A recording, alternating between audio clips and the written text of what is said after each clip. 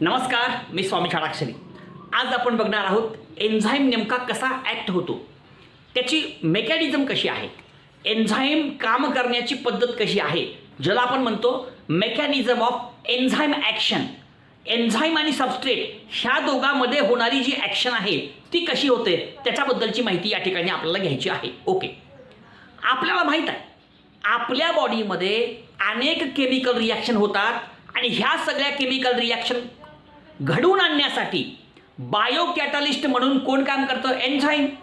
म्हणजे आपल्या शरीरामध्ये घडणाऱ्या वेगवेगळ्या प्रकारच्या केमिकल रिॲक्शन घडवून आणण्यासाठी कोण मदत करतं? एक बायोलॉजिकल कॅटलिस्ट. आणि त्या बायोलॉजिकल कॅटलिस्टला आपण काय म्हणतो? एन्झाईम. लक्षात ठेवा, आपल्या बॉडीमध्ये घडणाऱ्या वेगवेगळ्या प्रकारच्या अभिक्रिया ह्या कोणाच्या साह्याने घडतात? तर त्या सगळ्या एन्झाईमच्या साह्याने घडतात. हे वाक्य आपण लक्षात ठेवायचं आहे. ओके, आता नेमकी रिॲक्शन कशी होते, नेमकी एन्झाईम आणि सबस्ट्रेट ह्यांच्यामध्ये कशी ॲक्शन होते त्याचं मेकॅनिझम या ठिकाणी आपल्याला बघायचं आहे. आपली हेडिंग आहे mechanism of enzyme action. Mechanism of enzyme action, mechanism of enzyme action. आता बघा, समजा हा कोण आहे? हा तुमचा कोण आहे? एन्झाईम. आणि हा कोण आहे? सबस्ट्रेट. बघा, नीट ऐका बरं का, नीट ऐका. हा कोण आहे? एन्झाईम आहे. हा कोण आहे? सबस्ट्रेट आहे. आता हा सबस्ट्रेट आहे आणि ह्या सबस्ट्रेटचं रूपांतर म्हणजे हा रिॲक्टंट आहे. थोडक्यात सबस्ट्रेट म्हणजे रिॲक्टंट आहे. आता हा जो सबस्ट्रेट आहे या सबस्ट्रेटचं रूपांतर आपल्याला प्रोडक्टमध्ये करायचं आहे. या सबस्ट्रेटमधून आपल्याला प्रोडक्ट मिळवायचा आहे आणि ती रिॲक्शन होण्यासाठी आपला एन्झाईम मदत करतो. मग ह्या दोघांच्या मध्ये जी ॲक्शन घडते बघा, मी काय सांगतोय, सबस्ट्रेट आणि एन्झाईम ह्या दोघांच्या मध्ये घडणारी जी ॲक्शन आहे that is called as lock and key mechanism. Lock and key mechanism. जेव्हा एखादी केमिकल रिॲक्शन आपल्या बॉडीमध्ये होत असते ती ॲक्शन कशी होत असते हे आपण लक्षात घ्यायचं आहे. हा तुमचा एन्झाईम आहे, हा सबस्ट्रेट आहे. सबस्ट्रेट आणि एन्झाईम ह्या दोघांच्या मध्ये ॲक्शन होते. The action which is takes place between the substrate and enzyme, that action is called as lock and key mechanism. तुम्हा सर्वांना माहीत आहे एक विशिष्ट चावी एका विशिष्ट कुलपाला येते. म्हणजे कोणतंही चावी कोणतंही कुलूप काढू शकत नाही. एक विशिष्ट चावी एका विशिष्ट कुलपाला येते असते. एक विशिष्ट चावी एका विशिष्ट कुलपाला ओपन करू शकते, उघडू शकते. त्याचप्रमाणे एका विशिष्ट प्रकारचा एन्झाईम एका विशिष्ट प्रकारच्या सबस्ट्रेटसाठी वापरला जातो. हा एन्झाईम ह्याच्यावरती ॲक्ट होतो, परंतु समजा सबस्ट्रेट हा असेल तर ह्याच्यावरती हे ॲक्ट होऊ शकत नाही. लक्षात घ्या, ह्याचा शेप बरोबर ह्याच्यामध्ये बसतोय. म्हणजे हा एन्झाईम ह्याच्यासाठी वापरू शकतो पण हा एन्झाईम ह्याच्यावरती ॲक्ट होऊ शकत नाही. ज्याप्रमाणे एक विशिष्ट चावी एका विशिष्ट कुलपाला येते त्याप्रमाणे एक विशिष्ट एन्झाईम एका विशिष्ट सबस्ट्रेटवरती ॲक्ट होतं. आणि म्हणून सबस्ट्रेट आणि एन्झाईम ह्या दोघांच्या मध्ये होणारी जी ॲक्शन आहे that is called as lock and key mechanism. मग असं का म्हटलं त्याचं कारण सांगितलं. बाबांनो, एन्झाईम आणि सबस्ट्रेट ह्या दोघांच्या मध्ये होणारी ॲक्शन, समजा हे कोण आहे? एन्झाईम आहे. हे कोण आहे? सबस्ट्रेट. बरोबर ह्याच्यामध्ये बसतं असं. हे बघा, ही झाली याची ॲक्टिव्ह साईट. हा तुमचा सबस्ट्रेट ह्या ॲक्टिव्ह साईटमध्ये गेला आणि या दोघांच्या मध्ये ॲक्शन झाली. The action between the enzyme and substrate is called as lock and key mechanism. कारण ज्याप्रमाणे एखादी विशिष्ट चावी एका विशिष्ट कुलपाला येते त्याचप्रमाणे एका विशिष्ट प्रकारचा एन्झाईम एका विशिष्ट प्रकारच्या सबस्ट्रेटलाच प्रोडक्टमध्ये कन्वर्ट करू शकतो. हे वाक्य नीट लक्षात घ्या. जो एन्झाईम ह्या सबस्ट्रेटवरती काम करतो तोच एन्झाईम ह्या सबस्ट्रेटवरती काम करू शकत नाही. This is only for this, this is not for this. लक्षात घ्या. म्हणून ह्या दोघांचं जी ॲक्शन आहे the action between the substrate and enzyme is called as lock and key mechanism. Enzyme आणि सबस्ट्रेट ह्या दोघांमध्ये होणारी ॲक्शन त्याला म्हणतात lock and key mechanism. Lock and key mechanism, lock and key mechanism. हा कोण आहे? एन्झाईम. हा कोण आहे? सबस्ट्रेट. एन्झाईम सबस्ट्रेट ह्याच्यामध्ये होणारी जी ॲक्शन आहे that action is called as lock and key mechanism. काय लॉक अँड की मेकॅनिझम, काय लॉक अँड की मेकॅनिझम, बस लक्षात ठेवा. आता तुम्हाला आणखीन काही गोष्टी सांगतो, ऐका व्यवस्थित. हा एन्झाईम आहे आणि एन्झाईमची हे ॲक्टिव्ह साईट आहे. म्हणजे enzyme is having A active site आणि ज्या ॲक्टिव्ह साईटमध्ये हा सबस्ट्रेट फिट होतो. आता या ठिकाणी हे जे आहे this is called as the active site of the enzyme. This is called as active site of the enzyme. आता हा एन्झाईम आहे, हा सबस्ट्रेट आहे. आता एन्झाईम मधली ही जी रिकामी जागा आहे ह्याला म्हणा ॲक्टिव्ह साईट. म्हणजे एन्झाईमला ॲक्टिव्ह साईट असते आणि त्या ॲक्टिव्ह साईटमध्ये हा सबस्ट्रेट फिट होतो. आणि मग हा का होईल ह्याच्यामध्ये बसेल, हो का, ह्याच्यामध्ये जाऊन बसला, बरोबर, संपलं. एन्झाईम इज फिटेड, तर हा सबस्ट्रेट ह्या एन्झाईममध्ये फिट झाला आणि आता काय होत असतं, हा जो तुमचा रिॲक्टंट आहे ह्याचं रूपांतर प्रोडक्टमध्ये होईल. And then there is formation of a product. So this is the product. Suppose हे प्रोडक्ट तयार झालं, हे कळलं, दिस इज द प्रोडक्ट. आणि पुन्हा हा जो एन्झाईम आहे तो रिकामा होतो आणि दुसऱ्या सबस्ट्रेटवरती अटॅक करतो.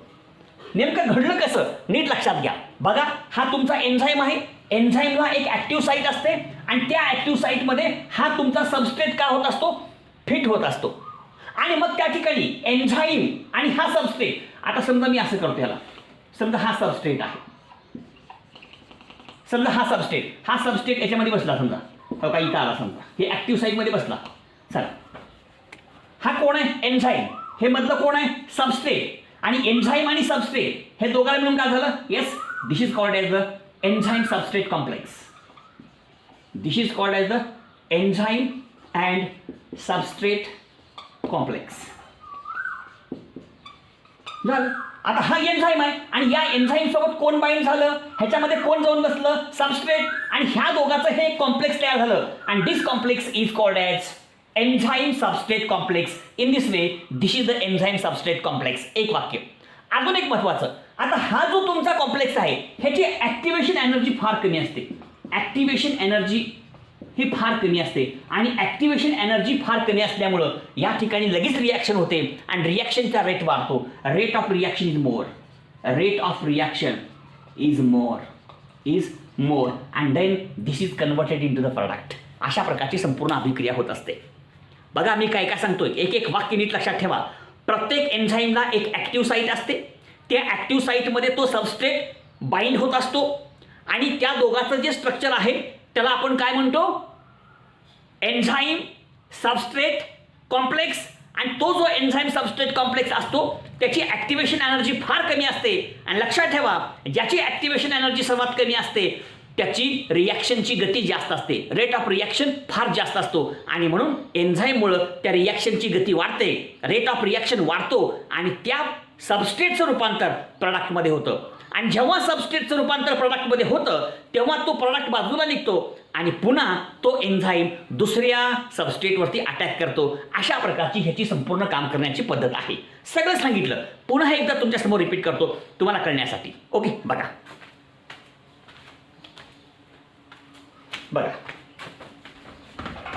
नीट ऐका, व्यवस्थित ऐका. हेच पुन्हा डबल करतो, अजून एकदा सांगतो म्हणजे तुम्हाला कळण्यासाठी. समजा सोपं उदाहरण घेतो कळण्यासाठी.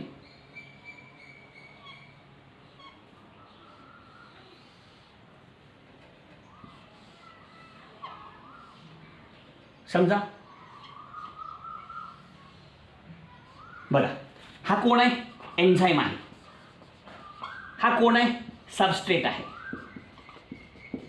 बरं, हा सबस्ट्रेट आणि या सबस्ट्रेटचं रूपांतर आपल्याला प्रोडक्टमध्ये करायचं आहे. या सबस्ट्रेटपासून आपल्याला प्रोडक्ट मिळवायचा आहे. हा आता हिथं जी आता हा संपूर्ण जो आहे तो एन्झाईम आहे. एन्झाईममधली ही जागा आहे ना विशिष्ट, ह्याला म्हणतात ॲक्टिव्ह साईट. ह्याला म्हणतात ॲक्टिव्ह साईट. प्रत्येक एन्झाईमला ॲक्टिव्ह साईट असते.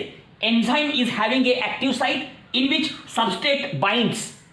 ह्या प्रत्येक एन्झाईमला एक ॲक्टिव्ह साईट असते आणि त्या ॲक्टिव्ह साईटमध्ये हा सबस्ट्रेट काय होत असतो, बाइंड होत असतो.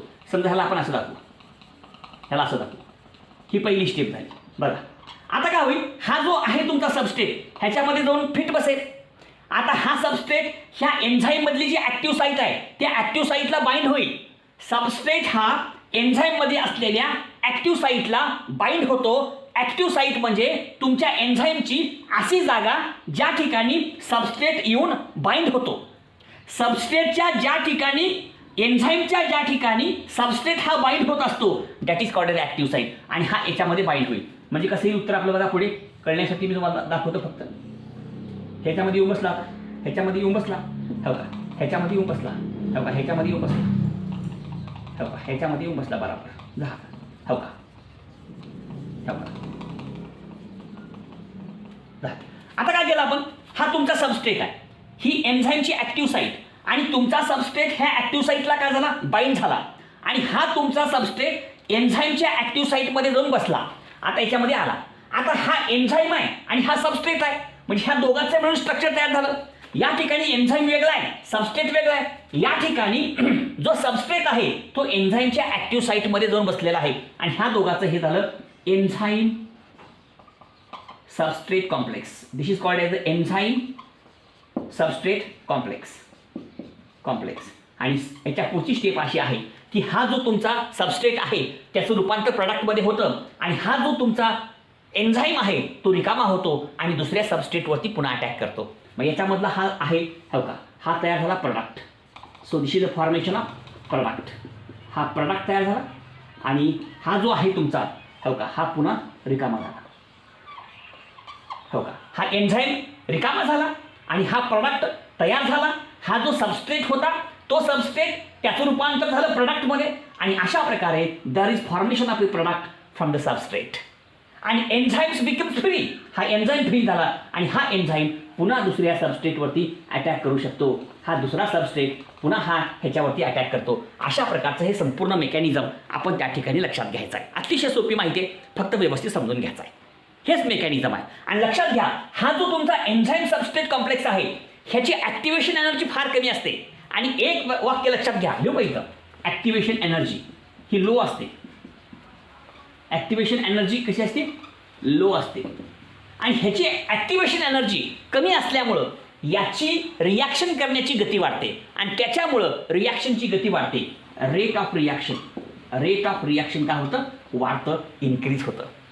या ठिकाणचा enzyme substrate complex is having a very low activation energy and hence the rate of reaction is increases. या ठिकाणी रिॲक्शनचा रेट का वाढतो, रिॲक्शनची गती का वाढते, याच्या मागचं एकच कारण आहे बाबांनो, एन्झाईम सबस्ट्रेट कॉम्प्लेक्स त्याची ॲक्टिवेशन एनर्जी कमी असते, आणि त्याच्यामुळं त्या ठिकाणी रेट ऑफ रिॲक्शन जास्त असतो. आणि मग शेवटी प्रोडक्ट तयार झाला, फॉर्मेशन ऑफ ए प्रोडक्ट. आणि जेव्हा प्रोडक्ट तयार होतो तेव्हा एन्झाईम बिकम्स फ्री. तो बाजूला होतो, तो लिव्ह होतो, कडला होतो, आणि पुन्हा दुसऱ्या सबस्ट्रेटवरती अटॅक करतो. असं काही सेकंदामध्ये हजार सबस्ट्रेटवरती तो अटॅक करू शकतो. एवढी क्षमता त्याच्यामध्ये असते. हजारो सबस्ट्रेटवरती सेकंदामध्ये अटॅक करू शकतो, एवढी क्षमता त्याच्यामध्ये असते. एवढी रिॲक्शनची गती फास्ट असते. ओके, आता हीच संकल्पना तुम्हाला मी सांगतो एका मॉडेलच्या द्वारे. बघा,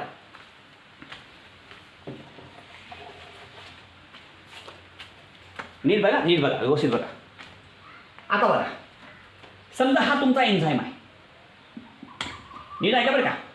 हा कोण आहे, एन्झाईम, आणि ह्याची ही ॲक्टिव्ह साईट आहे.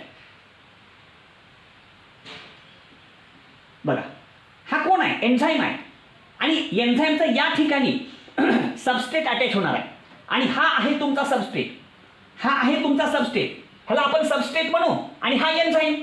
आणि एन्झाईमचं असं ठिकाण ज्या ठिकाणी सबस्ट्रेट अटॅच होणार आहे त्याला काय म्हटलं आपण, yes, this is called as active site. आता मग हा जो सबस्ट्रेट आहे ह्या एन्झाईमच्या ॲक्टिव्ह साईटला बाइंड होतो, हो का. हा बरोबर या ठिकाणी, हो का, या ठिकाणी बाइंड झाला, संपलं.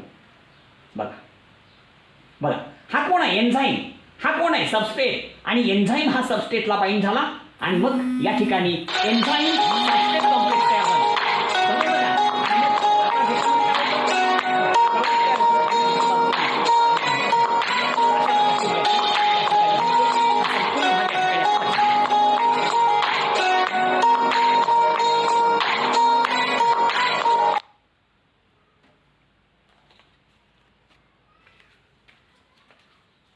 बघा, हे आत्ता सांगितलेलं डबल सांगतो. बघा, हा कोण आहे, एन्झाईम, त्याची ही काय आहे, बाइंडिंग साईट आहे. हा काय आहे, ॲक्टिव्ह साईट आहे. आणि या ॲक्टिव्ह साईटला कोण बाइंड होणार, हा तुमचा एन्झाईम. हा तुमचा एन्झाईम आणि हा तुमचा सबस्ट्रेट. ह्या दोघांचं काय झालं, एन्झाईम सबस्ट्रेट कॉम्प्लेक्स ज्याची ऍक्टिव्हेशन एनर्जी कमी आहे, रेट ऑफ रिॲक्शन कमी आहे. आता काय होईल, हा जो तुमचा सबस्ट्रेट आहे ह्याचं रूपांतर प्रोडक्टमध्ये होईल. समजा हे प्रोडक्ट तयार झालं. So this is the product. समजा ह्याला प्रोडक्ट म्हणून आपण करण्यासाठी दिस इज द प्रोडक्ट. आणि जेव्हा प्रोडक्ट तयार होतो तेव्हा प्रोडक्ट वेगळा झाला आणि एन्झाईम वेगळा झाला. This is the enzyme, this is the product. कळालं का. आणि हा तुमचा एन्झाईम दुसऱ्या सबस्ट्रेटवरती पुन्हा अटॅक करू शकतो. अशा प्रकारची ही संपूर्ण संकल्पना आहे. अतिशय सोपं आहे, फक्त आपण व्यवस्थित समजून घ्यायचं आहे. आता आपल्या पुस्तकात काही उदाहरणं दिली, कुठं कुठं वापरतो आपण तेच उदाहरण आपण लिहू.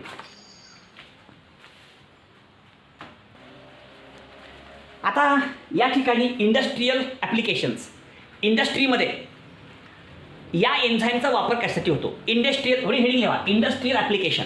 इंडस्ट्रीमध्ये एन्झाईमचा वापर कुठं होतो. उदाहरणं 3 दिली पुस्तकात. एवढे 3 उदाहरणं आपण घेऊ. नंबर 1 बघा, ग्लुकोजचं रूपांतर फ्रुक्टोजमध्ये करण्यासाठी, ग्लुकोजचं रूपांतर फ्रुक्टोजमध्ये करण्यासाठी ग्लुकोज आयसोमरेज नावाचा एन्झाईम वापरतात.